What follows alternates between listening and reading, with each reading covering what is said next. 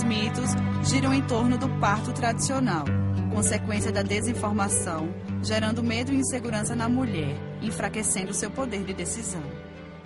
A circular de cordão tem aparecido como principal argumento médico para a realização de cesáreas.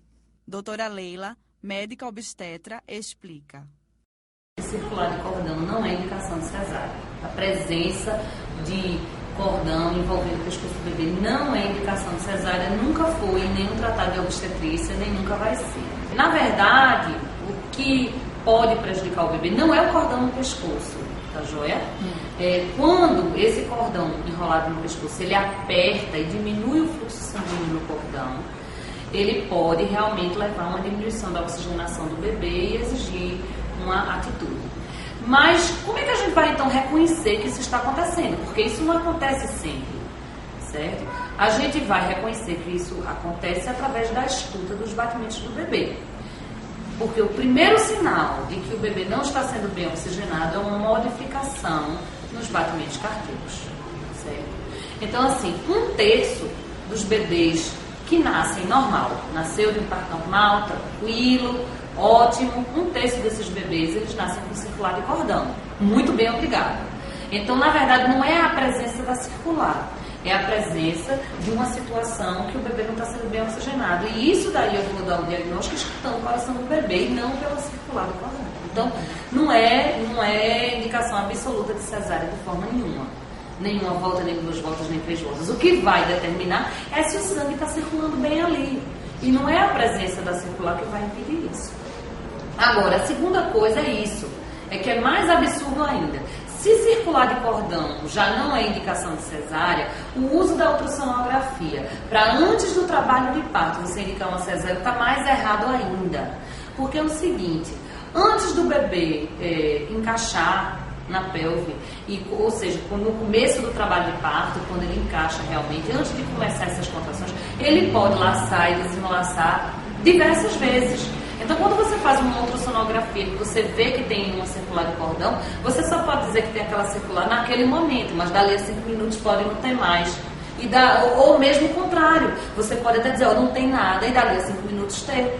Então, não só a circular de cordão ela não é indicação de cesariana, como também não se deve lançar mão de ultrassonografias para ficar dando esse tipo de diagnóstico de jeito nenhum. É mito completo. Você só tem como saber se o bebê está bem ou não com aquilo ali durante o trabalho de parto, escutando o coração do bebê, só isso. Outro argumento recorrente é a falta de dilatação e o não rompimento da bolsa. Então, assim, essa coisa da passagem, né? Então, a desproporção entre a cabeça do bebê e a pelve da mãe, a bacia da mãe. Então, isso é uma situação que pode acontecer, mas ela é rara. E, na verdade, você só tem como dizer que ela aconteceu se a mulher estiver em trabalho de parto. Então, é preciso que ela esteja em trabalho de parto e você avalie, durante o trabalho de parto, a relação entre aquela cabeça e aquela pelve. Você não pode, olhando para uma mulher, pelo tamanho da barriga dela, pelo tamanho do bebê, pelo tipo de bacia que ela tem, dizer se ela vai ter uma desproporção ou não. Isso é completamente errado. A única forma de você avaliar isso é durante o trabalho de parto. E isso é assim por quê? Porque a proporção entre a cabeça do bebê e a pelve do bebê, cada cabeça do bebê é diferente, cada trabalho de parto é diferente. Você só tem que avaliar no momento em que aquilo está acontecendo. Entendeu? Então, não tem como você, antes do trabalho de parto, dar esse diagnóstico.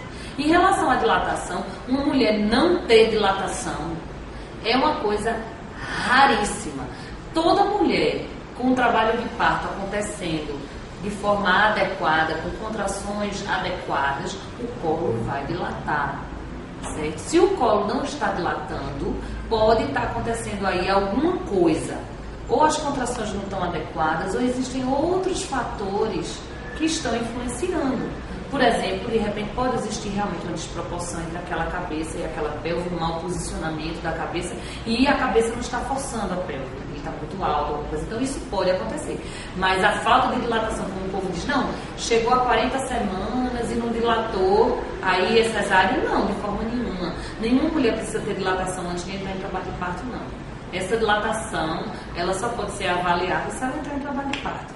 Antes disso, ela não precisa ser condenada a uma cesariana. E assim, a bolsa não estourar, eu não vejo como isso pode ser nem indicação de cesariana, porque existem muitas mulheres que a bolsa só vai estourar já perto do bebê nascer.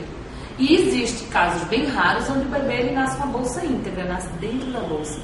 Então, eu não entendo como uma falta de a bolsa estourar possa ser nem indicação de cesariana. A possível alteração na fisiologia faz com que as mulheres fiquem receiosas em tentar um parto natural. Em relação a como o corpo da mulher se modifica com o parto, a gente não pode dizer que a gravidez e o parto não modificam o corpo da mulher. Claro que a mulher, depois dela engravidar e ter filho, o corpo dela vai ficar diferente. Mas isso tem muito mais a ver com o fato dela ter ficado grávida do que por onde o bebê sai, certo? Então, a questão da vagina da mulher, não que ela vá ficar absolutamente igual depois de uma gravidez e de um parto. Ela vai ficar uma vagina de uma mulher madura. Se o parto for conduzido adequadamente, né, não for feito nenhum procedimento desnecessário, e aí a gente inclui tanto aquele corte no períneo, como também incentivos que a mulher faça força antes dela ter vontade, por exemplo, de fazer força, e controlando que a saída do bebê seja tranquila, protegendo o períneo da mulher. Se tudo isso for feito, a maioria das mulheres não vai ter nenhum problema no reinício de sua vida sexual, não vai modificar nada.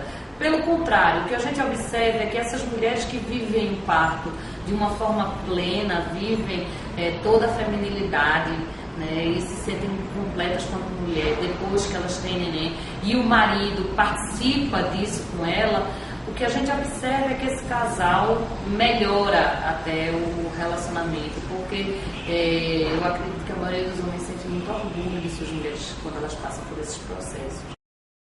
De acordo com as pesquisas, o medo da dor é um dos principais motivos que levam as mulheres a escolher a cesárea como método para trazer seus filhos ao mundo.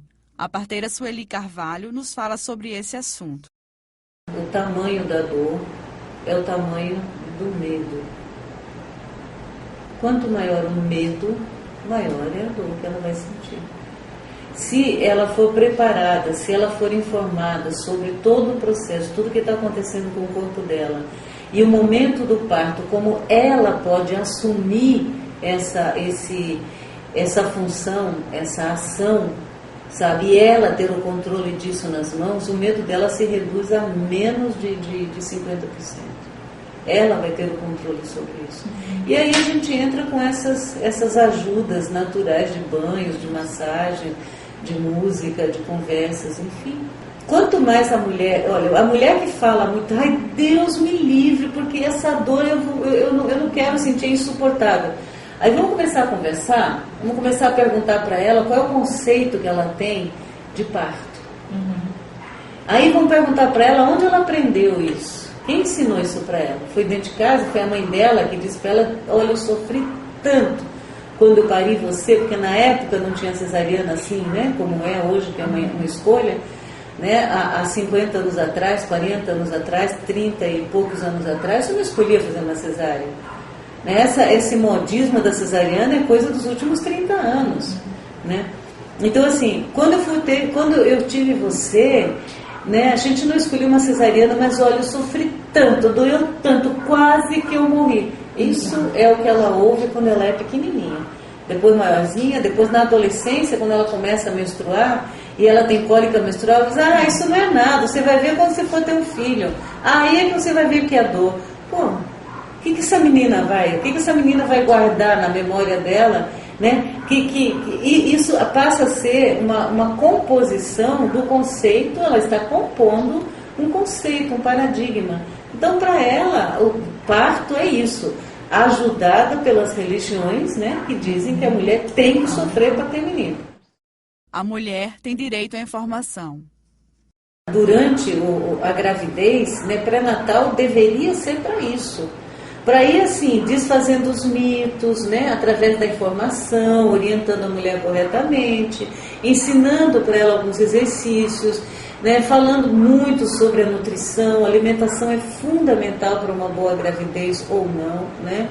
Enfim, sobre sexualidade, sobre amamentação. Isso deveria ser feito no pré-natal, mas não é, nós sabemos que não é.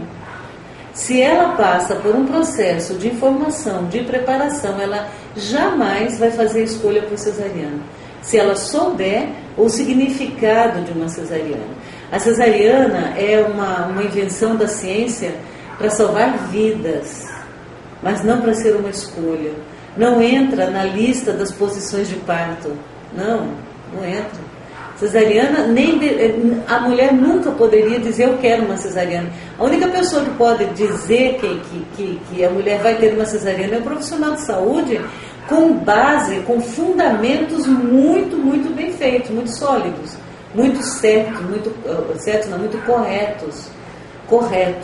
Essa coisa de ser correto é uma questão ética. Várias instituições e grupos de apoio a gestantes têm se formado com o intuito de esclarecer dúvidas e apoiá-las em suas escolhas. Quando ela tem um parto natural, ela conta com a ajuda da força da gravidade, que vai ajudar ela a fazer força empurrando para baixo. O bebê dela vai sair com mais facilidade, porque ela ela não perde esses 4 centímetros de espaçamento vaginal. As dores são menos dolorosas, né? São mais amenas. O tempo de trabalho de parto é mais rápido, ela vai estar completamente ativa na hora do parto, porque ela vai se alimentar durante todo o processo do trabalho de parto, né? Na hora, ela vai dizer qual a posição que ela quer, ela vai escolher a posição e vai dizer eu quero ficar assim, e a gente respeita. O bebê nasceu, imediatamente vai para o seio dela, antes de cortar o cordão umbilical ele já está no seio, mamando, né? Então a relação mãe-filho, esse vínculo mãe-filho não é desrespeitado, né? Não é violentado, né? A gente não corta o cordão imediatamente, deixa lá muito tempo.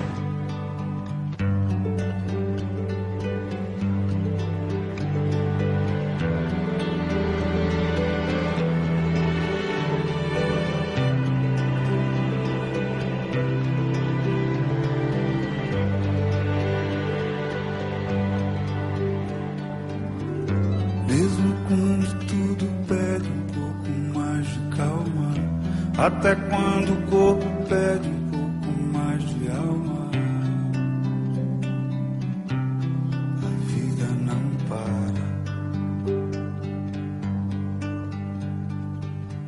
Enquanto o tempo acelera e pede pressa, eu me recuso, faço hora, vou na valsa. A vida é tão rara.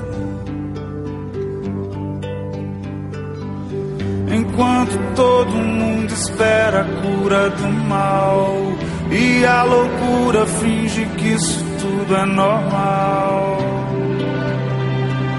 finjo ter paciência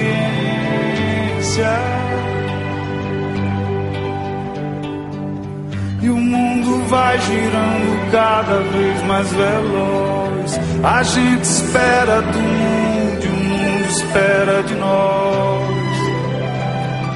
Pouco mais de paciência.